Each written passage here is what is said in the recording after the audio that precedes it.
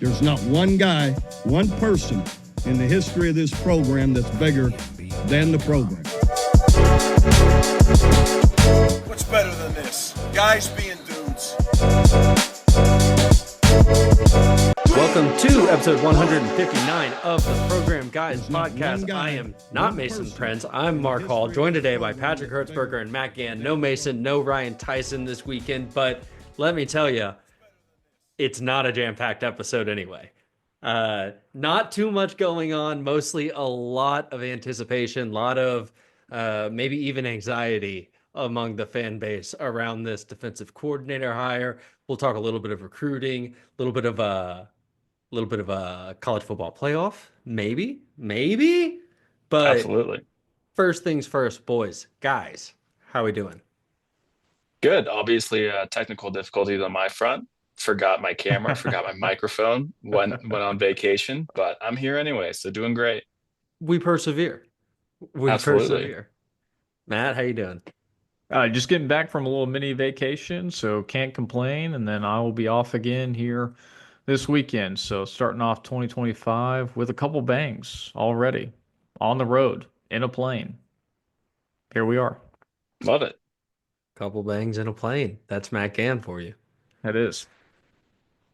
So let's just get to the thing. Who's going to be Oklahoma's defensive coordinator in 2025? There's obviously still endless smoke around Jim Knowles, except that there's not really. It's just all of us talking. And at what point, how long do you wait after the triumphant Ohio State victory on Monday until you make a hire there? And it's interesting to me that Wes Goodwin still has not found another job. Both things, right? I mean, how long does it take? It should take 24 hours. It typically takes 24 hours, right? After a bowl game's done, right? If you want to be there, it's 24 hours.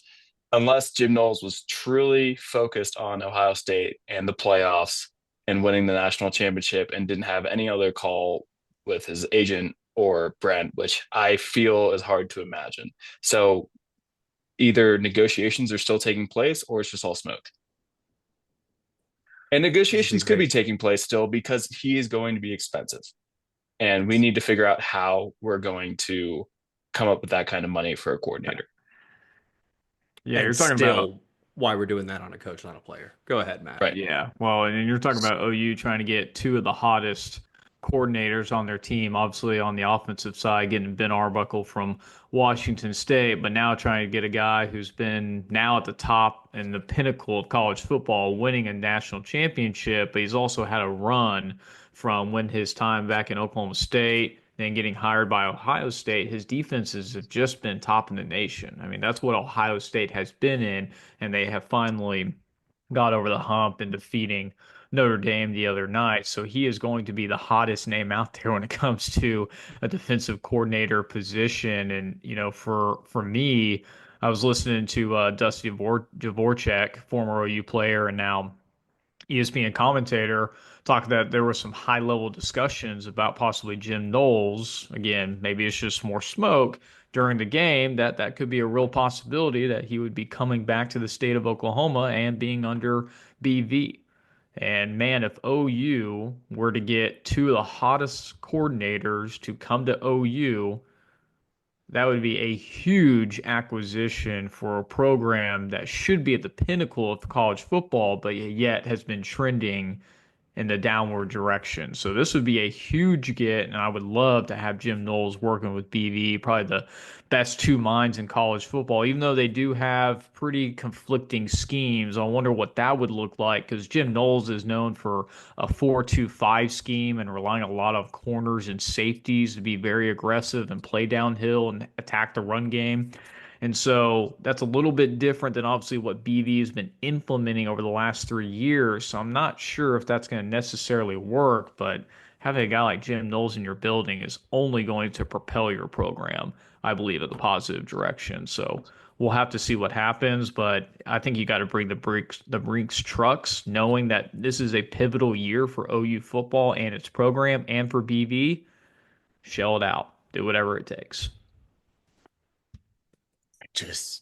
That's where we're headed, right? That's what's gonna happen, it seems like.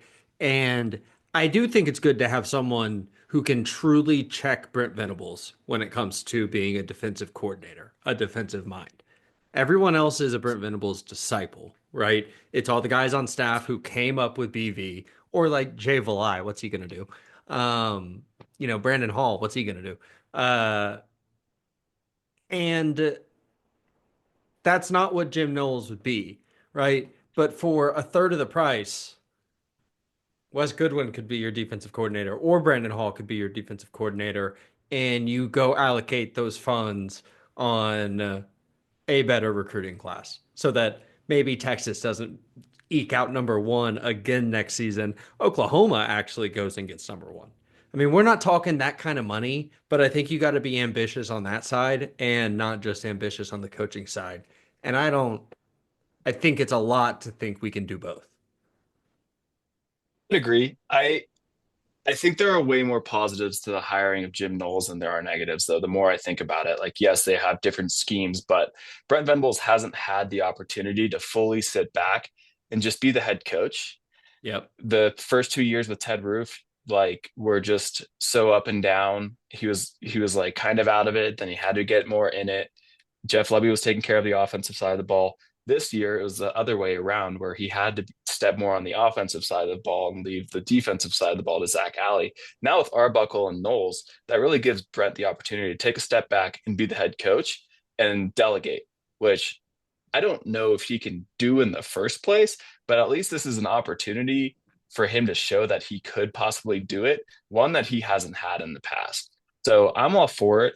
And then secondly, the other reason I'm all for it is Jim Knowles could be our head coach if the start of the season goes poorly. And I'm okay with that. I think that's a great head coach pickup. If right now we didn't have a head coach, we hired Jim Knowles, we'd be happy about it. So it's a good plan B. I don't love talking about a plan B. I love Brent Venables. I want him to stay, but it's something that we need to acknowledge, in my opinion. The only team that Jim Knowles has been a head coach for is Cornell from 2004 to 2009. I just think you give that interim job to Ben Arbuckle if you get to that point, because you don't want to lose that guy with the crazy offense that's young and up and coming. It's the Lincoln Riley idea, True. right? The theory, I still think you can give Ben what he wants. I don't disagree with you. I think you can give it to Ben as well, but I think you give it to the guy who just won a national championship game and keep Ben Arbuckle happy, right? Yeah. That's a good Jim point. Knowles has, a proven track record, maybe not as a head coach, but playing championship football, which is what OU needs. So not a bad idea, Patrick, but I think if you're going to bring in these two guys and have them on staff, I think OU will be in a really good position, even with the schedule that OU is going to have to face. I think the team and the talent is there. I think there's going to be a few more key pieces that will be added in that spring window, but having a guy like Jim Knowles in the building, I think it's only going to be crucial.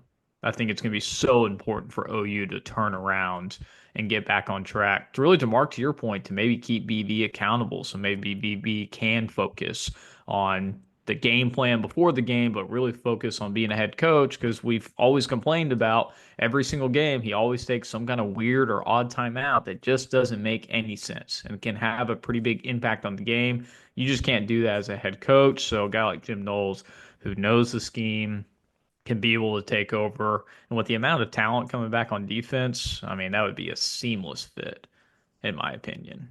Right. But again, conflicting schemes. I mean, he plays a 4-2-5. BV doesn't do that. So you're going to try to implement a brand new defensive scheme in the offseason? That'd be pretty tough to do, even with the talent that they have. So that would be the only my hesitation, is trying to build a whole new scheme in a short offseason.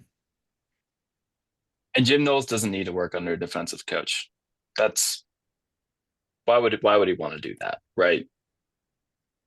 Well, evidently to be near his girlfriend's family. and Right. return to some recruiting ground that he's familiar with, which is all good. And y'all's points that he is a better coach than any replacement level guy that we could get is a great one. I I have some of the same questions that Matt does about how do you make it work. And you know what is great coaches make it work no matter what. Right. And talent wins out a lot of the time anyway. And that upcoming level, or I think next year's defense is going to be incredibly talented. And it really is a boost to add Jim Knowles. I guess I'm just thinking opportunity costs in some of these discussions. Or yeah, why not get Wes Goodwin to call the plays for Brent Venables and he knows the playbook Right. Right. for Whereas 1.5 million cheaper. this is you're really investing in like that dude's thoughts, Yeah. that dude's coaching, Right. and that's stuff that's indelible to us. We don't know. Right. Well, you were kind of insinuating why does Wes Goodwin not have a job right now? Were you insinuating that Oh, he is I'm like more on thinking, hold yes, that. and willing to be? Who else is hiring? I mean, Right. wouldn't he have another job if he wasn't? Kind of. Yeah. Yeah. That's just my, go from A to B. Yeah. I just want to know where your head was at. Yeah. Yeah. Matt, what do you think? Yeah, we would have already hired him if we wanted him. Maybe bring him on as an analyst, but a full-blown play caller for this situation. I think OU is in that kind of go home or bust kind of mode. And so getting a guy like Jim Knowles is worth the risk taking, knowing that OU is such a pivotal year. So it makes sense why we haven't hired anyone for the DC role, waiting for the playoffs to be ended, and now obviously being a couple days removed from the national championship, hoping to hear news of who's going to be hired. Hopefully it's within the next few days so we can start getting rolling. Yeah, should have been yesterday. Should be Right. today. It's tough. Yeah. It's tough. Yeah. Congratulations to Jim Knowles, and hopefully we will see you soon. There is some light, I want to emphasize light recruiting stuff Like that we can do. Like Three-star offensive lineman Chancellor Barkley puts OU in his top 10 and is coming to visit Norman this coming weekend. I bet it's beautiful right now, and he's going to have a great time. In Jinx, Oklahoma, four-star running back Caden Jones has Oklahoma in his top 5. He is a premier running back in the 2026 class, and Oklahoma almost assuredly will end up with his commitment.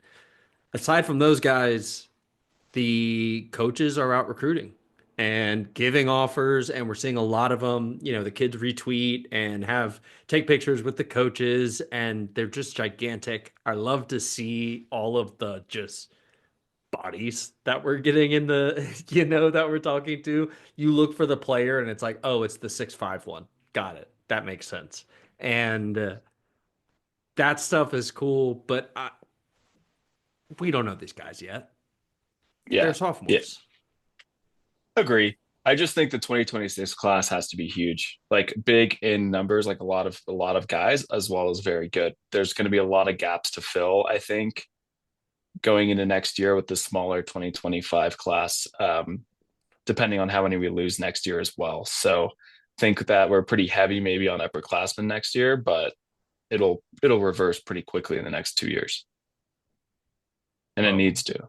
Well, they got to get it going because there's only currently 3 commits for the 2026 class. I mean, which is pretty surprising. I think at this point we definitely had a lot more, which would be, the 3 guys are Jaden O'Neal, quarterback, Will Conroy, IMG Academy inside or interior offensive lineman, and then Ryder Mix, who's the tight end from Lone Star or Frisco, Texas. So gonna have to start throwing some offers and hopefully getting some more hard commits because this class is very small. I do like Jaden O'Neal. He has really impressed me from what I've seen tape wise, and so really excited to have some QB talent come into the room here. But they got to continue to reload on both sides of the ball. So hopefully over the next few weeks or months, this class will continue to get bigger and bigger, and they get some of these guys like a Jaden from from Jinx, even though I did see a rumor, and it's just a rumor, but I heard DeMarco might be looking. There might be some rumors that DeMarco and the Texas running back coach might be in line for the Dallas Cowboys running back coach position. Not sure if you guys heard that, but I did see that rumor out there. I mean, it would make sense for DeMarco if he wanted to take that leap into the NFL, going back to his roots, but not sure what you guys would think about that if DeMarco moved on or stayed here. I would It is absolutely love it if he moved on. it's so funny to me that Jerry is going to just like do The Apprentice with his former running backs to find his next running backs coach. Because Tashard Choice was a Cowboy, and he's, man, excellent running backs coach down there at Texas. He was the running backs coach at Georgia Tech before he was there. He was a back at Georgia Tech back in the day. He has been a star in the coaching world, and hopefully he does leave Texas. But like Pat said, I'd be okay if DeMarco Murray moved on too. I think we're probably overdue for some turnover on the offensive staff that didn't happen when Brent came on and brought Jeff Lebby in, right? And then you bring in and then you elevate, I mean, Seth Luttrell, and the whole thing is continuity. Dude, some of these guys, I mean, they were coaching for Lincoln Riley, and they're not Bill Beatonbaugh. And it's probably time to just move on there.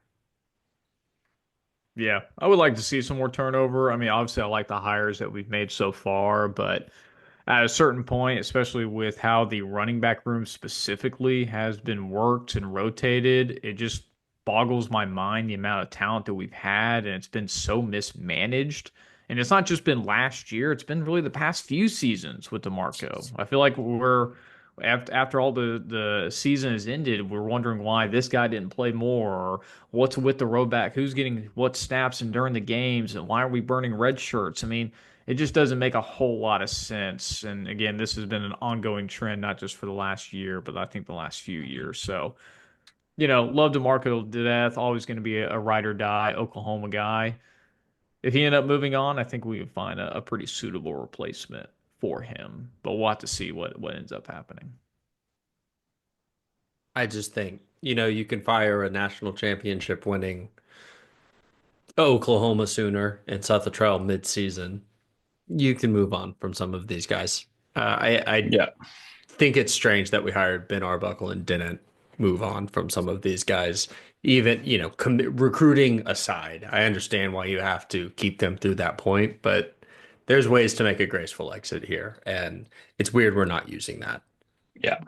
And it's weird that DeMarco Murray has kept everyone he's wanted to keep, right? Like if I'm Taylor Tatum, That's a good point too. I'm kind of playing the field if I'm Taylor Tatum right now. If I'm Gavin Sawchuk, I'm probably gone. I know baseball. I get that he likes baseball. But I mean, let's see how the baseball season goes, because if it doesn't go well, then I think he's gone. Yeah, talk about like the two hardest conferences in sports is SEC baseball and now SEC football, which honestly, I guess SEC football a little bit overrated with how the bowl games and everything else went on. I know a lot of nuances, not a lot of players playing, but didn't play very good in the postseason, the SEC, even with the amount of talent and teams available. But man, SEC football and then turn around and play SEC baseball, that's going to be tough. It's what gets you ready for the next level. That's right. That's right. That's why you picked Oklahoma over USC. Like it's all of a piece. Yeah. I think there's more keeping him here than DeMarco Murray at this point. I hope so. Because if I look at the running back room right now, if all those guys are getting promised carries, I don't know why I stay if I'm Taylor Tatum, because he's better than everyone in that room, in my opinion, besides the fumbling. Xavier Robinson, you can maybe argue, but then he's so like, oh, who's going to be the first one? Who are the first two that are going to be on the depth chart coming out of the next year? It's going to be Gavin and Javonte. Those are the top two on the depth chart because they're the oldest, because that's how DeMarco Murray does it. And if I'm Taylor Tatum, I'm gone because I'm better than both of them. There's a good point to be made there, right? Like you're going to have to see Ben Arbuckle come in with a fresh set of eyes and be like, no, hold on. What are we doing here? The hierarchy is different. If those guys are that much better, I need those guys on the field. That it has to be just a complete change in the status quo as far as who is picking who's on the field from a position coach standpoint. Like Bill Agreed. Bedenbaugh, do your thing. Do your thing. Figure it out the way that you do. We were happy by the end of the season last year with the way the line turned out. Let's start with some version of that and work from there. And everyone else, you're under the freaking magnifying glass. We've said it before. Why didn't receivers develop? Yep. Matt, what are your thoughts?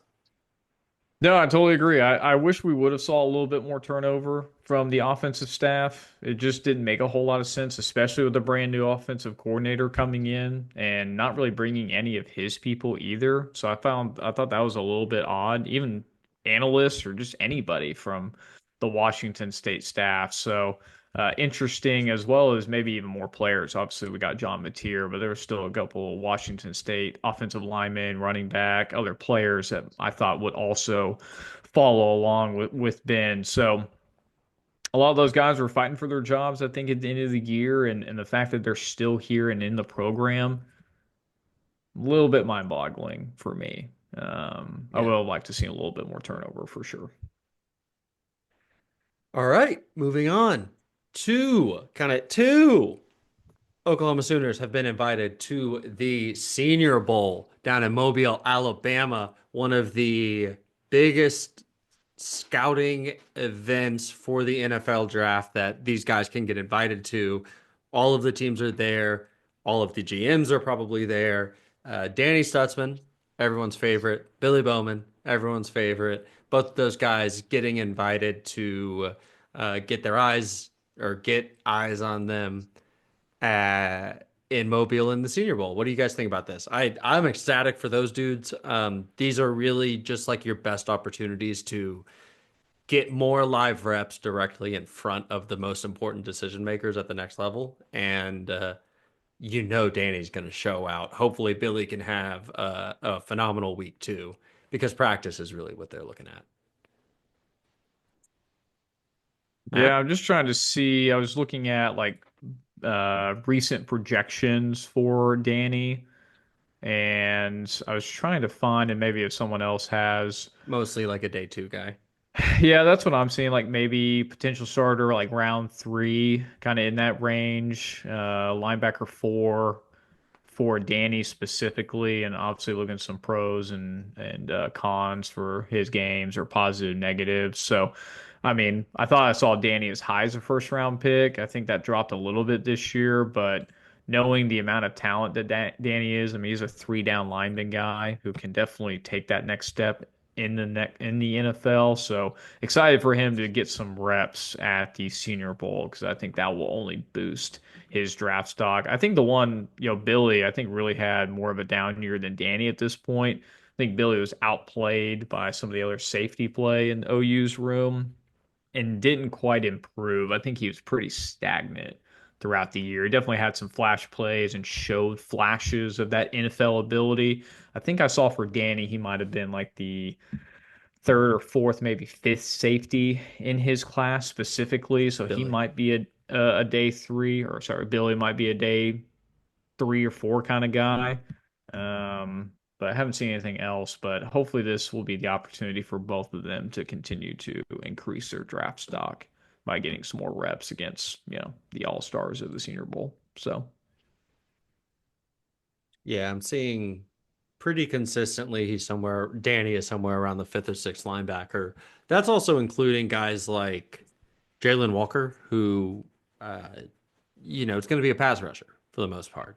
So I think we're kind of comparing different things there, but I don't think you got to worry about Danny hitting the ground running at the next level. And I wouldn't be surprised if he does sneak into the 2nd round. I think it's going to be all about how he tests because we know what he looks like on the field, but these NFL guys need measurables too. And if he can put all of what we see on the field, like on some paper, then he's going to make himself a ton of money.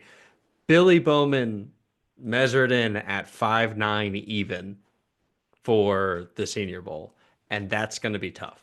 That's going Yeah. to be tough for him. He's going to have to find a way to carve out a career doing a lot of what teams ask him to do. So playing both safety positions, playing a lot of special teams, I think, to really lock in as an NFL player. Any thoughts on either of those guys, Pat, as they look to the Senior Bowl? Yeah, I'm seeing Billy Bowman like number 5 to 9 safety. Bleacher Report has him in the second round too. Some other people have him in the third round. That's kind of surprising to me. Um, but yeah, I think this is a great opportunity for both of them to kind of show some things that maybe they didn't have the best opportunities to show throughout the year, specifically with Billy. Like his pass coverage is phenomenal, and I think that maybe you don't see that in every single game, every single film. But if he's on a guy who's a great wide receiver throughout the year, that's all it takes is him just locking him up in the backfield. So I don't know, it'll be good. And then Danny, I could see like a team surprising us and picking him a little further up than that we would anticipate, not just because of his great capabilities from a athletic perspective, but from his leadership skills as well. You're getting a package with Danny that you're not getting with every single player. It's a good point. It's a good point. Put your body on the line kind of guy in every sense of the word. I mean, he ended the season with more braces and shit than anyone else on the field, and pretty cool. And that's someone that you want to draft. If a team like Mike Tomlin and the Steelers ended up drafting Danny Stutsman, you know he'd be a stud there. Right. Yeah. And that's ultimately Uh, what I want for both of them is like the right fit. yeah, something that's going to make you the version of an NFL player that stays around as long as possible, like Yeah. optimizes you. Matt, who else do you think could get drafted and you expect to get drafted if you do? Have we announced? Has everyone announced who's going to the draft? Who are all the I who mean, are you got? everyone out of eligibility is going, and no one else? Question mark? That's the word on the street. I don't think so. Uh, I hope Ethan gets drafted, man. Ethan Downs. And I hope DeJoun Terry does too, but I really hope Ethan Downs does. He has been a star for Oklahoma for his entire career now. And you got to think that kind of like motor, and I hate using that with white guys because it's just what people do with white guys, but the kind of motor that Ethan has, I you can't tell me he doesn't fit in with like Dan Campbell. That he's not just going to love that guy. Coaches like that aren't just going to love that guy. So I'm really hopeful that Ethan does. I worry about testing for him. I worry that's not going to be a strong point. And we'll see how that goes. Matt, what do you think? I'm just looking at the guys. I mean, not a lot of guys. I feel. I mean, it's like Ethan Downs, DeJoun Terry. Did Woody Washington declare for the NFL? I'm He not doesn't sure he have any did. years left, so Yeah, he's going. yeah. I He's mean, trying.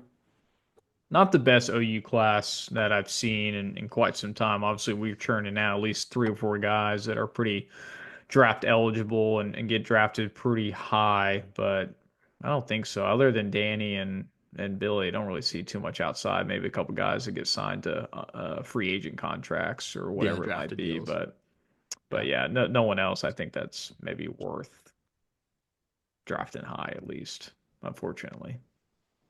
I would Pat, any agree. hope in Ethan or nah? I would agree with your point on Ethan. I think the testing's not going to bode well for him, but I hope he gets picked up. I think he does get picked up. Um, but we'll see. We'll see. Yeah, we will see. In a funny little twist that I thought of here, Justin Harrington, who was old when he played for Oklahoma, is still going to be playing college football, and Ethan Downs got his 4 years in and doesn't get to have any more football. And that's a little weird, right? Because Justin Harrington played for Oklahoma for several years. So just a weird, not about Justin Harrington, but weird the way the rules work in these Yeah. instances. because he's so much older than everyone else. Well, Anyway, it's like the new rule to JUCO guys, right? They don't they can still play like mm-hmm. 4 years college football. So you could have guys that are like 28, 29, almost 30 years old if they Yeah, play their cards right. So I don't think that's a good thing for college football. I guess I get why they're doing that, but it doesn't make a lot of sense. I mean, you can't just have players in their 30s still playing in college and have that Yeah. eligibility. I think you're going to see a ton of like former baseball players come back to football because they were probably quarterbacks and they picked baseball and end up populating the quarterback position at some of these smaller schools at least. Yep. Hate it. Hate it. Hate it. You want to go back, Yeah. Patrick? The No. JUCO eligibility thing. It's good that some of these guys do get extra time, like that Diego Pavia gets his extra year. That's fun, but the implications are farther reaching than that, I think, for sure. Yeah. Yeah. I think 5 years of college, whatever it is, right? Should be it. Yeah. FCS or FBS. Make it easy. I love that idea. Just there, you don't get like an extra red shirt. If you get hurt, man, that really is tough. But you get 5 years. The problem is no one's there to enforce any of this. Right. No one. No oversight. Speaking of the no oversight league, the college football playoff was played on Monday, and Ohio State comes away massively victorious, absolutely covering. What a game. What a game. How did we feel about it? Patrick, go. There was never really a doubt. I guess the first drive, Notre Dame looked good. But after that, there wasn't a doubt that Ohio State was going to not win that game. It was kind of boring from that perspective. I know like Notre Dame kind of made some effort at the end of the game to get it closer, but overall, it was just Ohio State had it in the bag the whole game. So I didn't love it, but it was okay. Generally speaking, I think Ohio State beat 8 of the top 10 this year.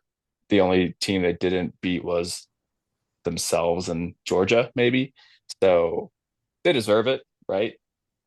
They still lost to Michigan, but they deserve the win it all. And it's kind of nice to see that the 12-team playoff really did allow for a team that wasn't going to be in the Final Four. It was actually the best team to make it all the way. Matt?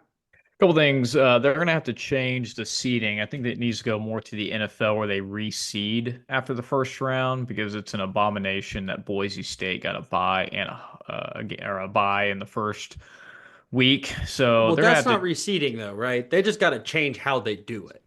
Right. They have to change the seeding generally. Yeah. Yeah, like that's not a reseed. That's just like who gets a bye. It can't be Boise State. Yeah. Like we can't be back in that position. Yeah, it's asinine. So they're gonna have to change that. But congrats for Ohio State. I mean, if you think about the last 4 to 5 years, they've been into the playoffs and they've just gotten absolutely their hearts broken. Whether it was the missed kick against Georgia, whether it's they got stomped by Clemson multiple years. I mean, they have been through trials and tribulations, and Ryan Day was on the hot seat because he couldn't get past the finish line and get over that final hump in the playoffs. And they went on an absolutely historic run. I mean, beating Tennessee 42-17, beating number 1 Oregon 41-21 the Rose Bowl, beating Texas with the scoop and score to seal that one, and then handling Notre Dame for the most part. I mean, that is a triumphant run, beating stellar teams on the way to get to their championship. So congrats to Ohio State, especially after what they've been through the past 4 to 5 years to finally get over the finish line here. But that's what the 12-team playoff does. It allows these teams that, hey, Ohio State lost to Michigan at the last game of the year, but they were able to rebound and go on to win. So that's what you want in college football, is to have more teams be able to play. But the selection of the teams and where they seed them is going to have to change. And it can't be about who's deserving. It's got to be the 12 best teams. But that's the criteria seems to change every single playoffs for the committee. So there's got to be some type of structure and guidelines. But who knows? But congrats to Ohio State for a fantastic year. Yeah, and well, we don't need to get back into the seeding of it. Yeah, the fun thing was, man, the first drive, like Pat said, Notre Dame just takes all the time in the world, rumbles down the field. Riley Leonard looks hurt like 3 times, and if they had that in the chamber every single drive, maybe they win that football game. The problem is Ohio State's got 11 dudes who are as good as Riley Leonard. And that's that you can't overcome that at a certain point when these teams are chiseled college football playing machines at the end of the season. Jeremiah Smith was the best version of himself the other night. That's not an accident. These guys are Ohio State's big time, and they're big time all over the field. Notre Dame just doesn't have quite that level of big time dudes. Agreed. Hey, speaking of Jeremiah Smith, who ended up breaking some Ohio State records, and he's come from a long lineage of Ohio State wide receivers. I think I saw a tweet. It's like he was the best Ohio State receiver, never to be the best on his team every single year, because he always had that or JSN last year, the year before that, Chris Olave, like all these guys. Jeremiah Smith is a freshman. That's what I'm saying. Every single year, he's not been the best receiver, even with the immense talent that Ohio State's had. Like every single year, they've always had someone better, like a Chris Olave, JSN, and some of these guys. Yeah, the best wide receiver never to be the best on his team in any given year. But crazy. Ohio State is that good, and Jim Knowles has that good of a defense. So, well, and some of that is Ibuka gets hurt, and it's like he stays around longer than he should have. Should have gone to the NFL a couple of years ago. Anyway, good for him on all of his records. Lifetime Achievement Award kind of deal. Also, can we talk about the scheduling? Doesn't the scheduling seem so off to be so far into like the NFL playoffs? We're in late June. I mean, could this have been like the worst timing of the playoffs? I don't know when else you would do it because you have to get through so many games, but the timing of the games has, I feel like, been tremendously awful with the NFL playoffs and everything else. I feel like we could start. A hot take. I enjoyed the 4-team playoff more, I think. It was, I felt like the games just like really mattered a little more. And then it wasn't like they were, I don't know. I just like the 4-team more at this point, and it wasn't conflicting with the NFL. I think that is probably the biggest thing. I just think you're going to have to start playing these playoff games in real time with the other bowl games if you want to keep it special in a way that it feels like this year may have lost some of that special. Because we are in the middle of the NFL playoffs. It is much later in the season. And all we did was add weeks to the end instead of compress the whole thing to make room for it all so that it's special on its own and it's like week 17, not week 2 of the NFL playoffs. Well, I didn't even see any advertisement for the national game. I didn't even realize it was on until I think the day of. I was like, oh, the national championship's tonight, because I was just so busy watching it's a Monday. The AFC and the NFC championship or the divisionals that where they fit it all in. It's just, I think it's really bad time. And again, first year, I get it, whatever, but they're going to have to figure that out moving forward. The scheduling has to be better. Totally agree. Like I just didn't need to see Boise State play to Penn State, I guess is my point. But then again, I'm with you. Yeah. But then again, Arizona State almost beat Texas. So, but that stuff didn't happen. Right. There was no March Madness. Boise State still lost. Arizona State still lost. The odds it would take, like for a team to actually pull one of those kind of upsets and then do it again, and then do it again. This isn't college basketball. It's impossible. Yeah, I guess that's what I'm saying. Is like I don't need those. I didn't need to see those teams play. I didn't have to spend my 4 hours of my Saturday watching that game, but I did anyway, and it wasn't fun necessarily. So, well, all right, you got to spend those 4 hours. I got to, because the Arizona State game was fun. You're right. I'd contend that was a great time. We just also, you're right, had to watch Boise State, Penn State.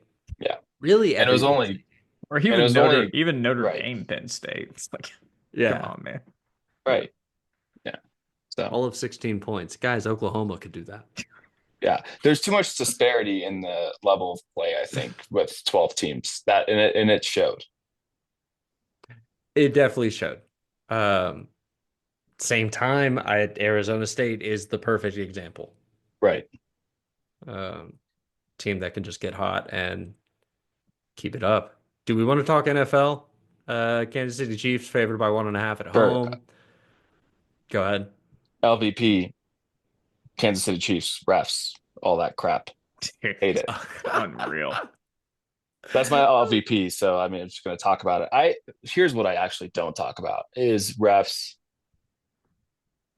uh changing the game enough for your team to win, like, or your team to lose. I'm not that kind of guy. I think like if you're the better team, you will win no matter what the refs do or how they call the game. But it's at the point now where it's just egregious the treatment Patrick Mahomes gets compared to other quarterbacks, and just like you can't touch the guy, and it's ruining the sport. It doesn't matter that it was the Texans. It's like every year there are critical plays in the game that go Patrick Mahomes and the Kansas Chiefs way, and it's embarrassing. It needs to stop. It's a joke. The refs need to not be these contractor school teachers. They need to be employed by the NFL, who has billions of dollars to employ them. It's crazy the amount of blown calls or calls that the Chiefs do get. I mean, I always like think back about the stat of like how many pass interference calls that Patrick Mahomes gets that he should have had picked, but gets called back for defensive pass interference. I think there's like such a disparity. It's like 100 more calls than like the next guy, which is just absurd. And I always think about like the every single game has got like 5 or 10 calls that goes the Chiefs' way. Even like the year before when they're playing the Bengals and it's 3rd and 9 and they get like a 5 yard reception and all of a sudden the refs called a dead play and they get another free play and then they go down to the field when the game is 2020 in the fourth quarter and they gave the Kansas Chiefs another free down. Like, what are we doing? And even in the Texans game, there was like 10 blown calls in that one specifically. It's unreal the treatment that the Chiefs get and have been getting on this historic three-peat that they're going on. It makes it really hard to watch the Kansas City game. And I hope the Bills blow them out. I don't know if they will or not because I don't know if the Bills are good enough, especially defensively, but I Yeah. don't want to watch another Chiefs Eagles Super Bowl. That is for sure. Yeah. So this is per an ESPN analyst named Joe Fortenbaugh, who I don't know anything about, but he pulls this statistic out, and since the Super Bowl against Tom Brady and the Tampa Bay Buccaneers, so in the 11 games, playoff games since that point, the Chiefs have been penalized 30 fewer times in the playoffs than their opponents. That is a pretty damning disparity. Like, That's I massive. can get to, if it's 11 playoff games and you got like 10 more, that means you got one more a game. Okay, I can live with that. That's just like ball, right? Hmm. Maybe two here and there. Yeah. 30, that means about three a game more than your opponents are getting. That seems like a long enough streak to talk about it. That's I crazy. agree. Tough, tough Can't stuff. wait for another Chiefs Anyway, they're Eagles going to win. Super Bowl. Yeah, Yeah, they're I going think to they're win. going to win it. And I think the Yeah. Eagles win too. Both teams favored. I just think they're going to win. Kansas City doesn't even look good for 3 quarters of every game. Right. And then the fourth quarter, they're just like, I guess we'll go win it. You know And what's certainly that crazy? has to come to an end, except it will. You know what's crazy? I saw like the statistic. I think Mason might have posted it, but the number of games they've scored 30 points or more, and how many games they've won scoring less than 30 points. And every other team is like 3-13. It's like the Jacksonville Jaguars. It's Tennessee.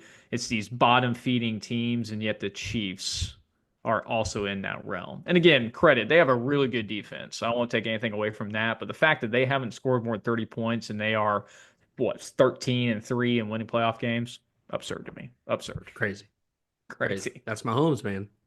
That's Mahomes. It's nuts and it's stupid and it's frustrating, and they're gonna win again this week. Pat, any thoughts on either of those games?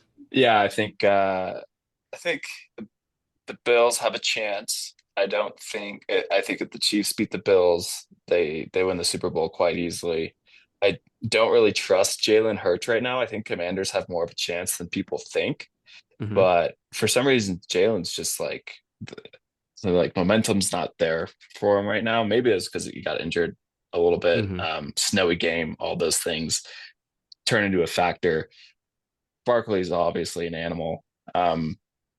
But if you contain Barkley, you could beat them, and the Chiefs will find a way to do that easily, I think, if they make the Super Bowl. So or it'll just be like last year where Eagles play great, but the Chiefs still win. But yeah, I'm gonna go. I'm gonna say the Commanders upset the Eagles for fun, There it and is. the Chiefs beat the Bills. Yeah, the thing about that one, the thing about the Commanders, it's sort of like the college football conversation. Like they have Jaden Daniels. He might be the most special player on the field that entire game, right? Love that. Other than Jaden Daniels, they just don't have the dogs. Philly's got the dogs, man. Saquon Barkley is RB1. AJ Brown and Devontae Smith are probably two of probably the best duo. Save for Minnesota, maybe, save for the Rams, maybe. There's some teams I can listen to, whatever. Jalen Carter's a dog. Nakobe Dean's back. Quinyon Mitchell and Cooper DeJean are both rookies playing very well. Like, that is a talented football team. I think more so than the Commanders, but the Commies have freaking Terry McLaurin, or not Terry McLaurin. He's fantastic, but Jaden Daniels, and it takes the ceiling and removes it. There's no ceiling on that football team. And God, Dan Quinn, love that guy, former Falcons coach. He was terrible for the Falcons at the end, but I'm very happy for him and all his success since then. He's really found a way to connect with this team, and they're playing on another level. Still give me the Eagles, but it's been really fun. Yeah. Yeah, Also, think Cliff Kingsbury is Yes, one of the in his reasons bag. why. Yeah, he's got him. So Yes, Yeah, problem with and not Washington. interviewing. Yeah, I saw that. He has been the reason, and Jaden Daniels has been special. I mean, rookie year coming in, leading his team to an NFC championship in his first year. I don't think Dan Quinn or the entire organization ever would have thought of that. But they do have the 28th ranked defense, and I think that's going to show a lot versus A.J. Brown, Devontae Smith. I mean, A.J. Brown's had like 2 catches for like 15 yards in like 2 playoff games. And he's reading spiritual, motivation books on the sidelines because Jalen Hurts can't get him the ball. So it doesn't surprise me if AJ goes off for like 10, 150 and a couple tutties against Washington. They have played a lot better, but I think Philly's got too much firepower, and their defense is just absolutely monstrous in that one. So Eagles Chiefs, man. God. I'll talk about my LVP because I know Patrick already mentioned his as we're wrapping up here. I'm gonna give my LVP somewhere on the similar track. I'm gonna go to the Dallas Cowboys, who are the only NFC team in their division not to make an NFC championship in this century. The last one they made was 1995. Now with the Commanders making this year's NFC championship, both the Eagles, Giants, and now the Commanders have all been to the NFC championship sometime in the 20 or the 2000s. Dallas Cowboys have yet to go there, and they're about to hire their internal like OC guy, Brian, whatever his name is, and Ryan that team is Schottenheimer, going crazy. Yeah, that was gosh, it didn't work for Jacksonville. It didn't work anywhere else. They are a dumpster fire. LVP, Jerry Jones, and the Dallas Cowboys. If this was where we were landing, you should have kept Mike McCarthy. It's just easy. Easy. So bad. Yeah. I'm going to go MVP the weather this past week or weekend. It has been a lot of fun seeing snow covering SEC schools and all the snow in Houston that, like, hey, my parents' dogs hadn't seen snow before, so now they got to. I saw videos of that. It's a lot of fun. I know that it like portends a whole big thing, but right now seeing snow on the ground is a lot of fun. And at the same time, here in Dallas, 656 miles from the Gulf of America, there was zero snow. So I got to enjoy it from afar without any trouble. So MVP, the weather, sometimes climate change is a good thing. The Gulf of America. Oh my gosh. I can't wait till the history books are rewritten with Gulf of America. Oh my gosh. They're hard at work right now doing it. Yeah. Gosh. It's probably in one of the executive orders. All right. Woo! Guys, anything else? I can't believe we got through that whole thing. Look at us, huh? Look at us. It's always the short podcasts that turn out to be the long ones. Who would have thought? Who would have thought? All right. All right. Boomer Sooner. This has been episode 159 of the Program Guyz podcast. If you are somehow still with us, please definitely like, comment, subscribe, share us with your friends. We're on YouTube, we're on Spotify, we're on Twitter, we're on Instagram, we're on Facebook, we're on probably whatever app you use for podcasts. Go follow us there. It's going to be at Program Guyz or just the Program Guyz podcast. That is all for episode 159. We will see you next week. Patrick, take us out. Take us out. Keep pushing it, baby.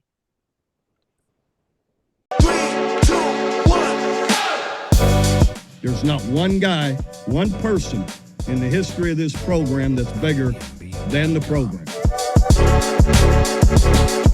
What's better than this? Guys being dudes.